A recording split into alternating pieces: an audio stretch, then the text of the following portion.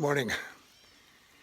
Here we are, another walk in the woods. It's misting out. It's lightly raining. You can hear the birds in the background, and if you look over my shoulder here, you can see the path that we've worn down. Sabina and I and Mocha, over the years, we've worn this path down. This is not a regular deer path. That's from our feet, and we're thinking about, whoa, it takes some time, doesn't it, to establish a pathway.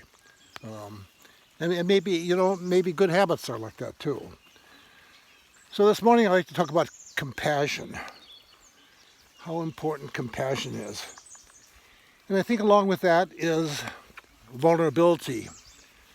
And when I say vulnerability, I think about the fantastic work of Brené Brown in talking about the importance of vulnerability, and also the importance of vulnerability in leadership. But today, compassion. How do we learn compassion? So what came to my mind yesterday is an old yellow lab. I mean, he was old. Came wandering into our yard here and was wandering around the buildings, and a stray dog. We didn't know who he was, but he seemed really nice. And I came out there in the afternoon. He's laying there in the shade, and he's panting because it's a hot day. And I brought him some water to drink, and he wasn't really interested in that. He wasn't interested in having a drink. So I thought that was kind of interesting. But when I looked into his eyes, he was such a kind soul. He was just a really loving dog. And I talked to him a little bit and said, can I look at your collar here? I found a rabies tag from a local vet, and I jotted that number down. And he also had a county license, which was nice. And I wrote that number down. I called the vet, and one person from our staff came out and checked the records and found out where he lived. But this was such a kind dog. And they just had these wonderful eyes. And maybe that's why we selected them, and maybe why we have them as our partners.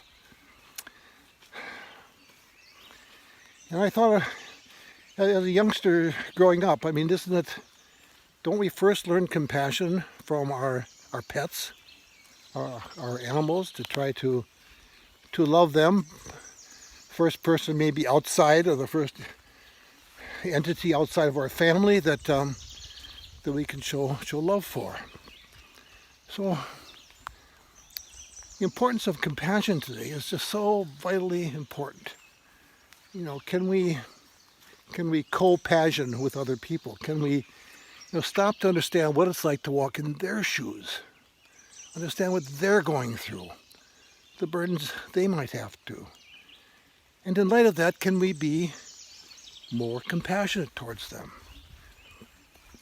And I know compassion is a vital part of the healthcare industry, but it's also a vital, important part about everyone who is in the process of serving or helping other people. Firefighters should have compassion. Prison workers should have compassion. Social workers should have compassion. Anybody in the regulatory business should have compassion, because it's the right and the decent thing to do. And of course, that also applies to police officers, part of my journey as well. So today, let's think about being more compassionate. How do we reach out to other people? How do we try to think about what it's like to walk a mile or even a few hundred yards in their shoes? God bless you. Keep hope. We shall get through this. Love one another.